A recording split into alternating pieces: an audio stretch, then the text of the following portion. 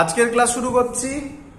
আজকে আমরা যেটা করব সেটা হচ্ছে কুলম্বস ল শুরু করব, বাট তার আগে একটা কথা বলার আছে, সেটা লেখো how to make a body charged. Heading দাও। আগের দিন যেখানে শেষ করেছিলাম সেখান থেকে শুরু করছি। How to make a body charged. তো number 1, first concept, how to make a body charged. তো নাম্বার এ যেটাকে আমরা বলি সেটা হচ্ছে চার্জিং বাই ডাইরেক্ট কন্ট্যাক্ট। কি বলে? Charging by direct contact. তো স্যার এর মানে কি? ভালো করে বুঝবে, এখান থেকে অঙ্ক আসবে। এই টপিকটা থেকে একটা অঙ্ক দেয়, ভালো করে বুঝবে। তো ধরো আমার কাছে চার্জ আছে, একটা বডি আছে, তার চার্জ হচ্ছে প্লাস কিউ। আরেকটা বডি আছে সেটা হচ্ছে নিউট্রাল। এবার পরপর ছবি হচ্ছে, এটা ফিগার 1। এরপরে আমি এই দুটোকে টাচ করলাম, তাহলে পরের ছবি কি দাঁড়াবে? এটা প্লাস কিউ আর এটা নিউট্রাল। যেই টাচ করলাম আমি, তারপরে যখন আমি সরিয়ে নেব তখন দুটো বডিতে চার্জ কি হবে? অ্যান্সার ভালো করে শুনবে। এই বডিটাও পজিটিভলি চার্জ হয়ে যাবে, এই বডিটাও পজিটিভলি চার্জ হয়ে যাবে। কত চার্জ হবে সেটার ফর্মুলা কি? সেটা তখনই আমরা বলতে পারবো যদি if the size and material of the two bodies are same। যদি এই বডিগুলোর সাইজ আর মেটেরিয়াল সেম হয়, সাইজ মানে ভলিউম, তাহলে যে ফর্মুলাটা হবে চার্জ অন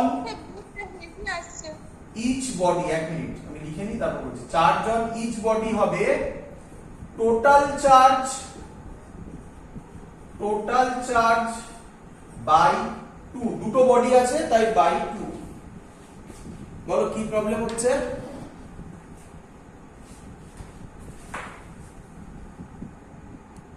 তাহলে খুব ইম্পর্টেন্ট জিনিস সেটা হচ্ছে, দেখো বডিটা প্রথমে ছিল নিউট্রাল, তারপরে টাচ করলাম, টাচ করে সেপারেট করে দিলাম।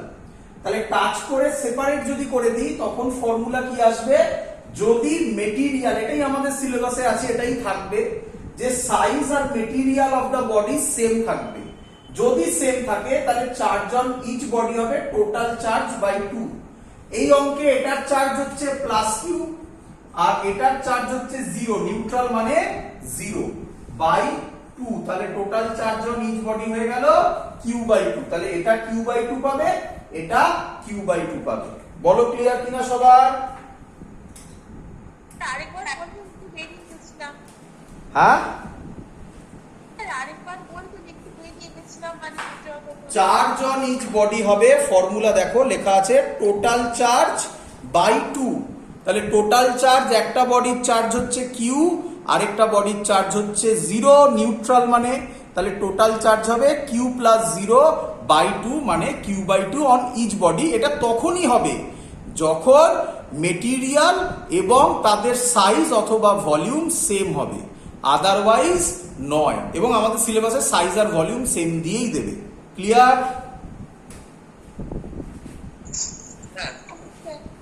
চলো ক্লিয়ার সবার? এত অব্দি এগোই স্যার? হ্যাঁ,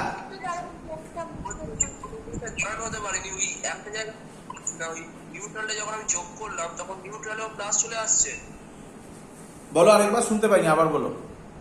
প্লাস কিউ আর নিউট্রালটা যখন আমি যোগ করছি মানে একসাথে, তখন ওই দুটোতেই প্লাস চলে আসছে, দুটো যে বডি একদম দুটোতেই প্লাস চলে আসছে। তাই তো হেডিং দেওয়া আছে charging by direct contact. Direct contact যখন করলাম, বডিটা নিউট্রাল ছিল, এখন বডিটা চার্জড বডি হয়ে যাচ্ছে।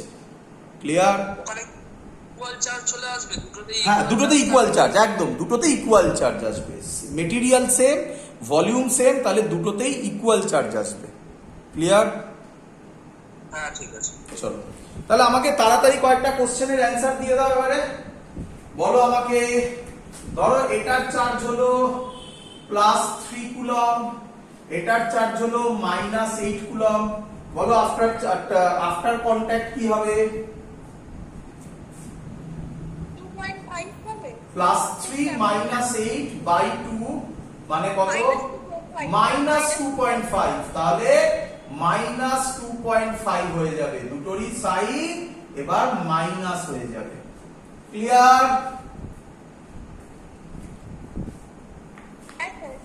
চলো নেক্সট মেথড যেটা, সেটাকে আমরা বলি charging by induction.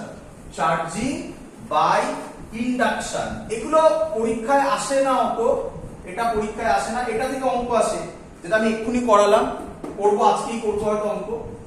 Charging by induction. Induction কথাটার মানে কি? ইন্ডাকশন কথাটার মানে without touching. Without touching, touch করা ছাড়া, টাচ করা যাবে না, উইদাউট টাচিং। তো কি বলছে তাতে চার্জিং বা ইন্ডাকশন? ভালো করে দেখো, আমার কাছে ধরো একটা পজিটিভ চার্জ আছে, আমি পরপর ছবি আঁকবো, ফিগার 1 ফিগার 2। হ্যাঁ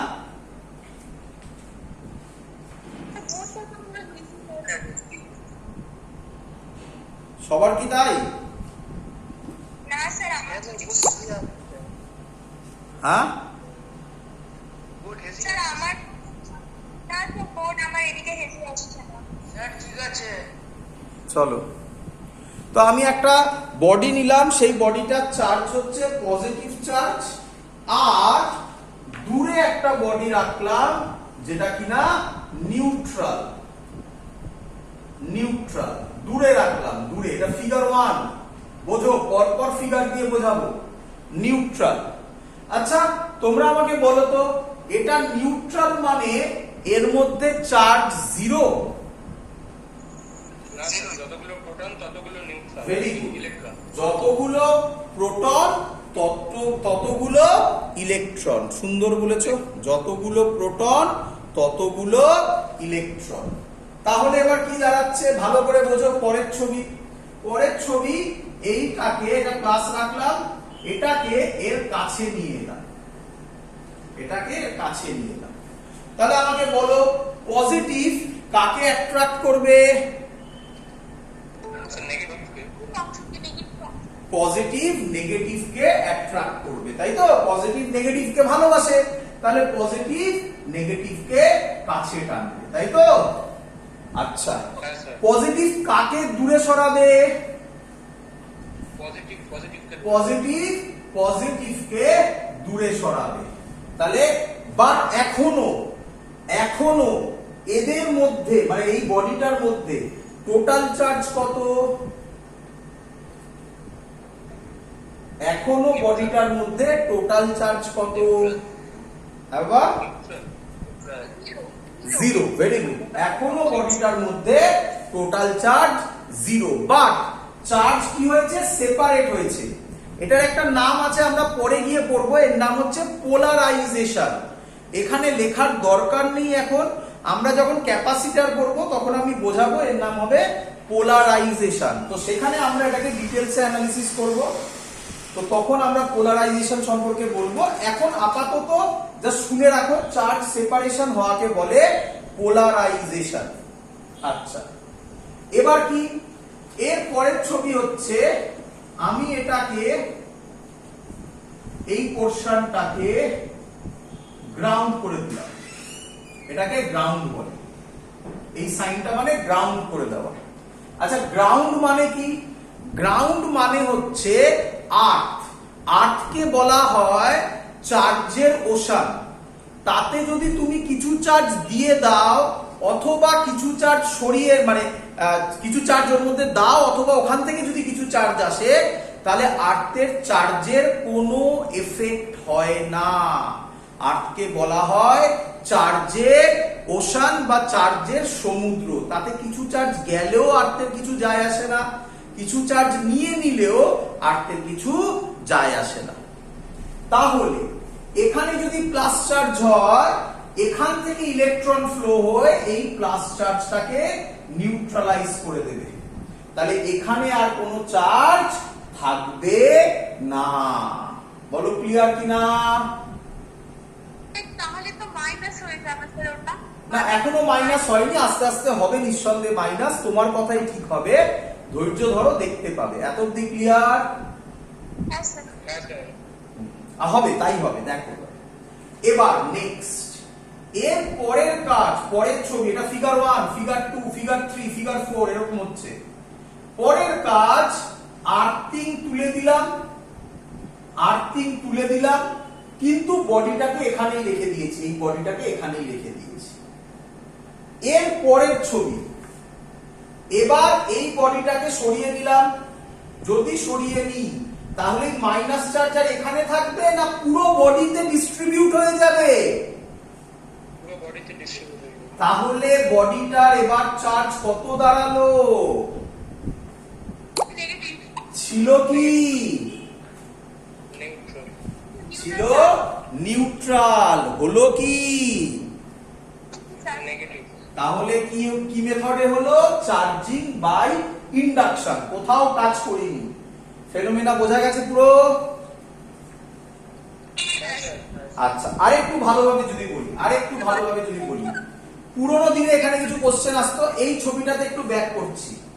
এখানে প্লাস চার্জ ছিল, মানে আর্থিং করার জাস্ট আগে, আর্থিং করার জাস্ট আগে এখানে প্লাস চার্জ ছিল, মনে পড়ছে সবার? হ্যাঁ স্যার। আচ্ছা, আমাকে বলো প্লাস আর মাইনাসের মধ্যে যা অ্যাট্রাকশন, প্লাস আর প্লাসের মধ্যে কি সেম রিপালশন? আরো বেশি বেশি রিপালশন অনেক। কেন? প্লাস আর মাইনাসের মধ্যে, প্লাস আর মাইনাস কাছে আছে না দূরে আছে? ও মানে তাহলে কাছে থাকলে বেশি অ্যাট্রাকশন হয় না দূরে থাকলে বেশি হয়? তাহলে অবভিয়াসলি এদের মধ্যে যে ফোর্স, আমরা ফোর্সটাও করবো, এর নাম কুলম্ব ফোর্স হবে। এদের মধ্যে যে ফোর্স, এদের মধ্যে ফোর্সটা কম না বেশি? কম। তাই বলা হয়, এটাকে বলা হয়, যেহেতু এটা মুভ করতে পারছে না এটার জন্য, তাই এই চার্জ, আমি কিন্তু একবারও বলছিলাম মাইনাস চার্জকে বলা হয়। এখানে প্লাস এনেছো বলে এখানে মাইনাস হয়েছে, এখানে মাইনাস আনলে এখানে কিন্তু প্লাস হয়ে যেত। মানে যে বডির যে চার্জ, তার অপোজিট চার্জ এখানে যেটা থাকবে, তার নাম বাউন্ড চার্জেস। অনেক আগে এই কোশ্চেন গুলো আসতো, এখন আর আসে না। Bound charges. আর এটা যেহেতু মুভ করে যাচ্ছে, তাই না, এটা ইজিলি মুভ করে যাচ্ছে কারণ এদের মধ্যে ফোর্সটা কম, তাই এর নাম আনবাউন্ড চার্জেস। ক্লিয়ার এত অবধি? হ্যাঁ স্যার। এটা অনেকটা আমরা এইভাবে বলি, অনেকটা আমরা এইভাবে বলি, দেখ ওই যে বডিটা এনেছি না, এই বডিটা হচ্ছে স্কুলের টিচার, স্কুলের টিচার বা যে কোনো টিচার, স্কুলের টিচার বা এই বডিটা হচ্ছে স্কুলের টিচার। আর এখানে যারা বসে আছে তারা ফার্স্ট বেঞ্চে বসে আছে, আর এখানে যারা বসে আছে তারা লাস্ট বেঞ্চে বসে আছে। আমাকে বল, কারা নড়াচড়া বা বদমাশি কম করতে পারবে, ফার্স্ট বেঞ্চের লোকেরা না লাস্ট বেঞ্চের লোকেরা? First bench. তাই এদেরকে বলা হয় বাউন্ড চার্জেস। আর লাস্ট বেঞ্চের লোকেরা, তাই এর কম্পেয়ারে, অবভিয়াসলি এর কম্পেয়ারে বলা হচ্ছে আনবাউন্ড চার্জেস। আচ্ছা, বাউন্ড কেন হলো, কার জন্য হলো? টিচারের জন্য। যখনই টিচার চলে যাবে, যখনই টিচার চলে যাবে, দেখ টিচার চলে গেছে এখানে, তখন ফার্স্ট বেঞ্চের লোকেরা সারা ক্লাসরুমে ঘুরে বেড়াবে। এই দেখ পুরো বডিতে ঘুরে বেড়াচ্ছে। ক্লিয়ার? মনে রাখার টেকনিক বললাম, বাট রিপিট করছি, এখান থেকে কোশ্চেন কম আসে। প্রথম যে পয়েন্টটা শেখালাম টোটাল চার্জ বাই 2, ওটাই পরীক্ষায় বেশি আসে। এগুলো জাস্ট শুনে রাখো, খুব রেয়ার কোশ্চেন পেতে পারো, what is bound charge and what is unbound charge. Clear সবার? Next number 3। নাম্বার 3 হচ্ছে by friction, charging by friction, charging by friction. এটা তো তোরা সবাই করেছিস, এটা তোরা সবাই করেছিস। কি করেছিস? এই ধর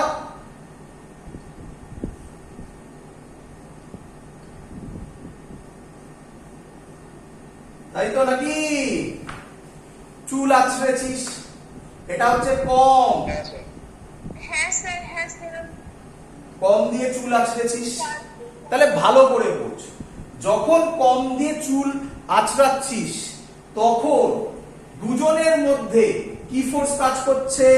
ফ্রিকশনাল ফোর্স। এই যে ফ্রিকশনাল ফোর্স, এই ফ্রিকশনাল ফোর্সটা কাকে তৈরি করে? অ্যান্সার, থার্মাল এনার্জি তৈরি করে। হ্যাঁ কি নয়? আচ্ছা, থার্মাল এনার্জি তৈরি করলো।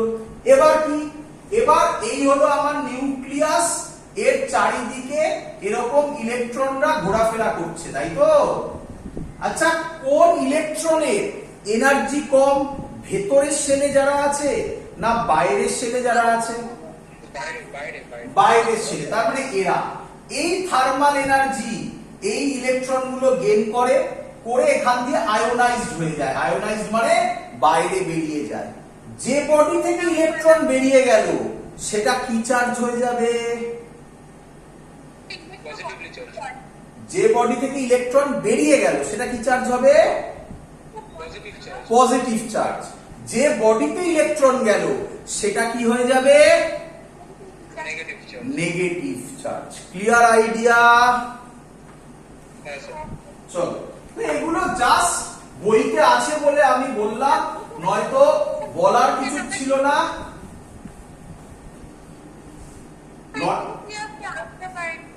হ্যাঁ ঠিক আছে, পরে এঁকে নিবি না, ওটা ভিডিও দেখে আসবে। তো ওখানে ইম্পর্টেন্ট। ইলেকট্রোস্ট্যাটিক ফোর্সটা কাজ করবে না? হ্যাঁ, স্যার এখান থেকে ইলেকট্রোস্ট্যাটিক ফোর্সটা কাজ করবে না, মানে ওই ইলেকট্রোস্ট্যাটিক ফোর্স মানে ওই ইলেকট্রোস্ট্যাটিক ফোর্সের এগেইনস্টে যে ফোর্সটা কাজ করবে তার জন্যই তো বাইরে যাবে। ওই ফ্রিকশনটাই তো ওই এনার্জিটা ওকে দিল। ইলেকট্রোস্ট্যাটিক ফোর্সে তো এখনো আসিনি আমরা। আমরা তো একটা বডিকে কিভাবে চার্জ করব সেটা বোঝালাম শুধু। আচ্ছা, এবার কোশ্চেন হচ্ছে যে কুলম্বস ল, খুব ইম্পর্টেন্ট জিনিস, এখান থেকে আমাদের ইম্পর্টেন্ট পরীক্ষায় আসবে। তো হেডিং দাও কুলম্বস ল। চলো, কুলম্বস ল।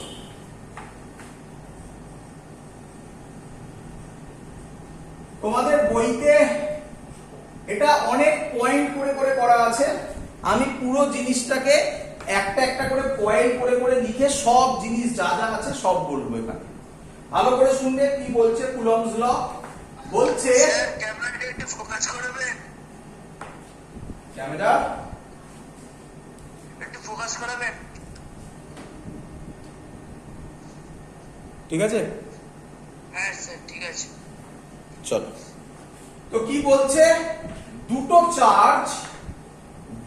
চার্জ তাদের মধ্যেকার ডিসটেন্স যদি r, এটার চার্জ q1, এটার চার্জ যদি q2 হয়, তাহলে বলছে গ্র্যাভিটেশনাল ল এর মতো, গ্র্যাভিটেশনাল ল এর মতো। তাহলে বলছে এদের মধ্যে যে ফোর্সটা হবে সেটা directly proportional to product of their charges, মানে F directly proportional to q1 q2, একেবারে করে দিচ্ছি, and inversely proportional, আচ্ছা পরের লাইনে লিখলাম, to the square of the distance between them, এদের মধ্যেকার যে ডিসটেন্স তার স্কয়ারের সাথে ইনভার্সলি প্রপোর্শনাল। এই দুটোকে আমরা যদি জয়েন করি তাহলে কি আসবে? F proportional to q1 q2 by r square. একদম ইজি জিনিস, এত অবধি সবার ক্লিয়ার? হ্যাঁ স্যার। স্যার বলছি এটা বিবৃতিটা একটু বলে দেবেন? হ্যাঁ, স্টেটমেন্টটা একটু বলে দেবেন? সব বলবো, লেখো আগে, সব বলবো। এত অবধি বোঝা গেছে? এবার দেখো, যদি প্রপোর্শনাল সাইনটা হটাই তাহলে একটা কনস্ট্যান্ট আসবে। এই কনস্ট্যান্টটা নিয়ে প্রচুর কিছু বলার আছে, প্রায় 30 মিনিটসের একটা লেকচার দেব এই কনস্ট্যান্টটা নিয়ে। আপাতত এই কনস্ট্যান্টটাকে আমি কে ধরে নিলাম, কে নিয়ে কিছু কথা বলছি না, জাস্ট একটু বলে চলে যাব। কে নিয়ে আপাতত কিছু কথা বলছি না, চিন্তা নেই, কে নিয়ে আমরা প্রচুর কাজ করব। শুধু এইটুকুনি মনে রাখো, কে ডিপেন্ডস অন মিডিয়াম, কে মিডিয়ামের ওপর ডিপেন্ড করে। কেন বললাম একটু বোঝো। তোমাদের এই পার্টটা দেখে কোন ল এর কথা মনে পড়ছে ক্লাস 11 এর থেকে? গ্র্যাভিটেশনাল ল। গ্র্যাভিটেশনাল ল এরকমই একটা কনস্ট্যান্ট এসেছিল, সেই কনস্ট্যান্টের নাম কি ছিল? ইউনিভার্সাল গ্র্যাভিটেশনাল কনস্ট্যান্ট ছিল। সেটা কি মিডিয়ামের উপর ডিপেন্ড করতো না ইন্ডিপেন্ডেন্ট অফ মিডিয়াম ছিল? তাহলে এটা একটা বড় ডিফারেন্স ক্রিয়েট হয়ে গেল যে মিডিয়ামের উপর এটা ডিপেন্ড করে, বাট ওটা ডিপেন্ড করতো না গ্র্যাভিটেশনে। আমরা লিখবো, সেই ডিফারেন্সও আমরা লিখবো। যাই হোক, এবার কথা হচ্ছে এই কেটাকে আবার কিভাবে লেখা যায় একটু বলে রাখছি আমি এখানে, এটা নিয়ে পরে পড়াবো আবার। কে কে লেখা হয় 1/4 পাই এপসাইলন নট। ম্যাক্সিমাম বইতে এটাই করা আছে, বাট আমরা বলি এটা করো না, করো 1/4 পাই এপসাইলন। এই এপসাইলন কি জিনিস? এপসাইলন এরকম ভাবে লেখে। এটা কি জিনিস এ নিয়ে ডিটেইলস কাজ করব। আমি রিপিট করছি, তোমরা বই দেখে ভেবো না যে স্যার জিরো লিখতে ভুলে গেছে। জিরো নেই এখানে, পরে জিরো আসবে। হ্যাঁ, জিরো দিয়েই আমাদের ম্যাক্সিমাম অঙ্ক সলভ হয়, বাট অ্যাকচুয়ালি এটা এপসাইলন। তো এটা নিয়ে আপাতত ভাবতে হবে না, চিন্তা নেই, পরে করব এই নিয়ে। তো এই হলো কুলম্বস ল, বেসিক জিনিস। এর স্টেটমেন্ট লিখবো, চলো কি বলছে। It states that the force of, সবাইকে বলছি নোট বানাবেন নিজের হাতে লিখে, তার জন্যই আমি সব লিখে দিচ্ছি, সব নোট আমিও লিখছি, দেখে দেখে নোট বানাবেন। It states that the force of attraction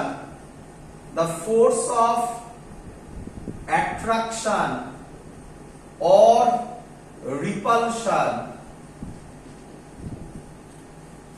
between two stationary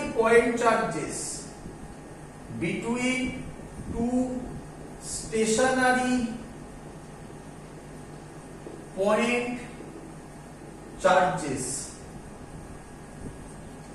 is directly proportional to the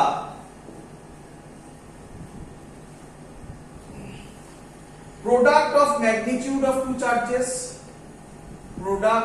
of magnitude of two charges, and inversely proportional to the square of the distance,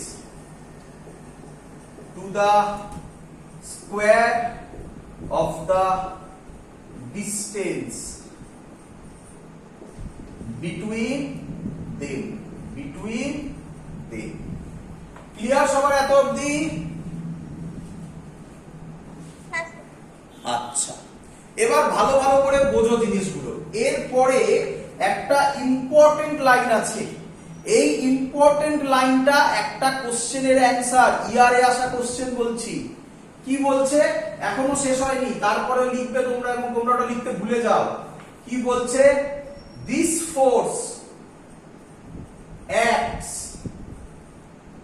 acts along the line joining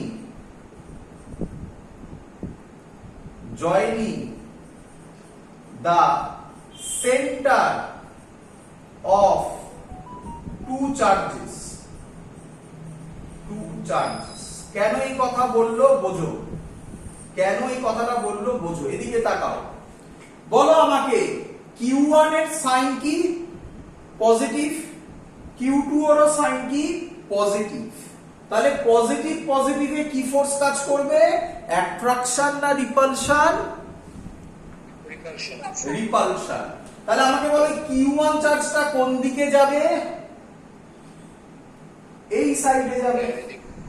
এটাকে আমরা note করছি F12, লেখার style বোঝো। এটাকে বলা হয় force on 1 due to 2। 1 2 force on 1 due to 2। Clear? F12। আচ্ছা, এটার ক্ষেত্রে বলো কোন দিকে যাবে? এইদিকে যাবে। কততে? F21 এ।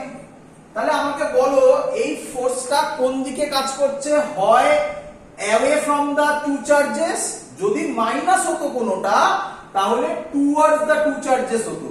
তার মানে যাই হোক না কেন এই লাইন বরাবর অ্যাক্ট করবে। এই লাইনটা কি line? this force acts along the line joining the center of two charges। বলো বুঝলে কিনা? এর জন্য এর একটা নাম দেওয়া হয়েছে। এর নাম কি বলা হয়? এই পয়েন্টটার জন্য একে বলা হয় সেন্ট্রাল ফোর্স। পরীক্ষায় কোশ্চেন দিয়েছে electrostatic force is called central force. Why? Answer হবে this force acts along the line joining the center of two charges, central force।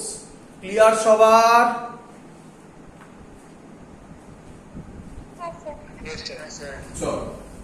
চলে আসো আবার কুলম্বস ল এর ডেফিনেশন।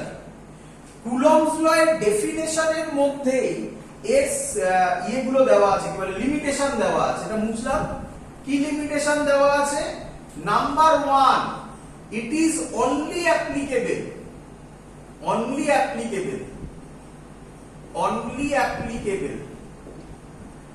for point charges।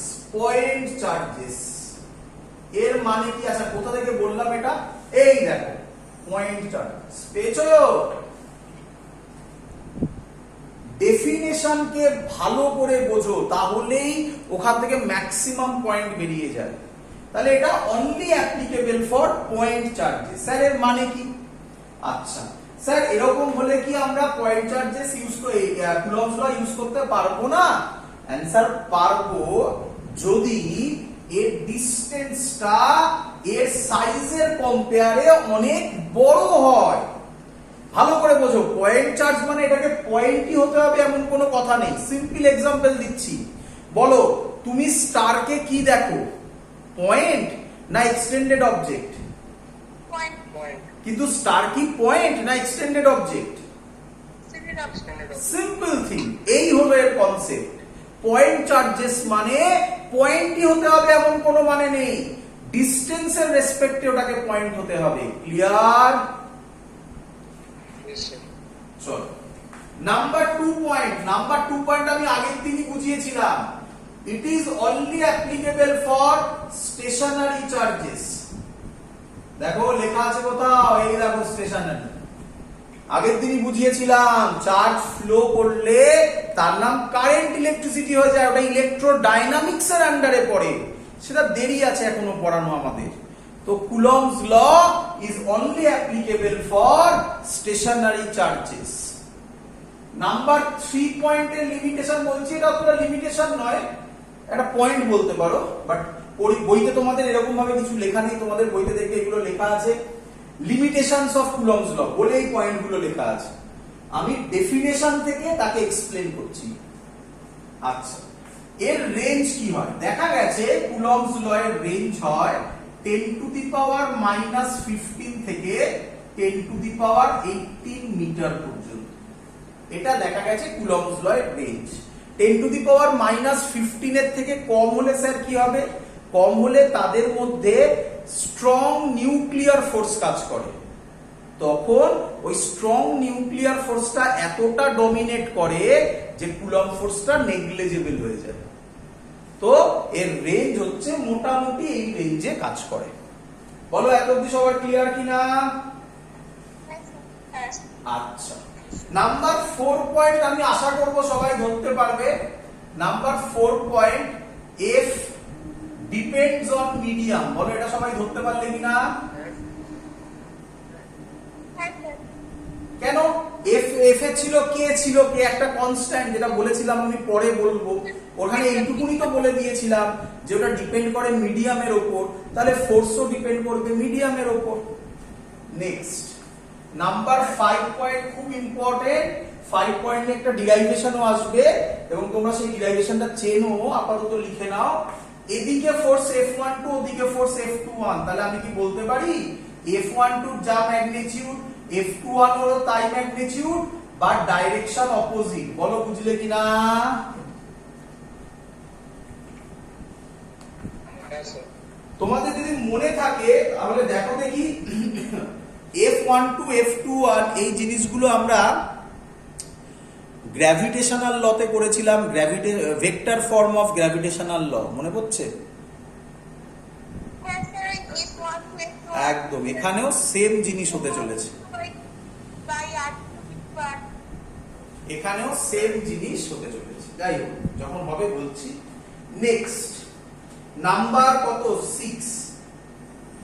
এগুলো এক একটা, এবার আমি যেগুলো বলছি এগুলো এক একটা পরীক্ষায় আসা কোশ্চেন। আচ্ছা, ডেফিনেশনে আর কিছু বলার নেই, ডেফিনেশন সবার ক্লিয়ার।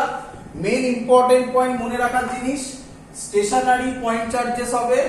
আচ্ছা, ফোর্সটা কি কি ধরনের ফোর্স হয়?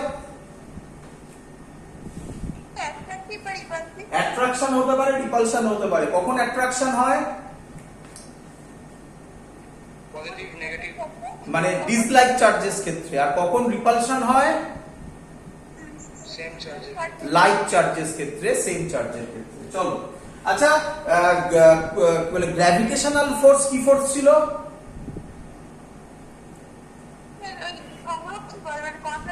মানে অ্যাট্রাকটিভ না রিপালসিভ ছিল? অ্যাট্রাকটিভ। তাহলে এটার একটা বড় ডিফারেন্স হয়ে গেল না গ্র্যাভিটেশনের সাথে কুলম্বের। মানে coulomb can be repulsive, can be একদম, সব লেখাবো এগুলো আমি জার্নিতে বলে দিয়ে যাচ্ছি। তো এগুলো ইম্পর্টেন্ট পয়েন্ট যেগুলো আন্ডারলাইন করা আছে, বাকি এগুলো তো তোমরা সবাই জানো। চলো, মুছে দিলাম ডেফিনেশন, স্টেটমেন্ট যাই বলো মুছে দিলাম। এবার এখান থেকে যে ফর্মুলাটা আমরা পেয়েছিলাম সেটা একটু লিখে দিই এখানে। F is equal to K Q1 Q2 by R square। ভালো করে দেখো, প্রথম কোশ্চেন F ভার্সেস R এর গ্রাফ কি হবে? তো F ভার্সেস R এর গ্রাফ কি হবে? এই বরাবর R নিলাম, এই বরাবর F নিলাম। বলো F ভার্সেস R এর গ্রাফ কি হবে?